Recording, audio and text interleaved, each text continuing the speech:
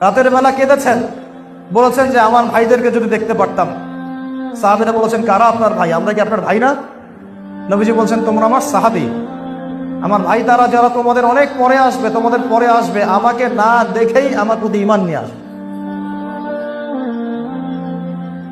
বলতে থাকলে এটা নিয়ে 1 ঘন্টা বলা যাবে, কিন্তু কথা হচ্ছে নবী সাল্লাল্লাহু আলাইহি ওয়াসাল্লামের উম্মত হওয়ার এই যে সৌভাগ্য, অনেক নবীগণ আশা করতেন যে আমরা শেষ নবীর উম্মত হব। এমনকি ইহুদি জাতি যাদের সাথে আমাদের এত দ্বন্দ্ব চলছে, এরাও মদিনায় ঘাটে গেলে কেন বসেছিল? ওরা শেষ নবীর উম্মত হওয়ার আশায় বসেছিল। শেষ নবী যখন বনু ইসমাইল থেকে আসছে, তারা আর মানে না। তারা মনে করে না, বনু ইসমাইল থেকে না, বনু ইসমাইল থেকে আসতে হবে। হতভাগা জাতি, হতভাগা ইহুদির জাতি। এই জন্য আল্লাহ পাক বলেছেন, মাগদুব গায়রিল মাগদুবি আলাইহিম ওয়ালাদ-দাল্লিন। এটা মাগদুব, গজবপ্রাপ্ত।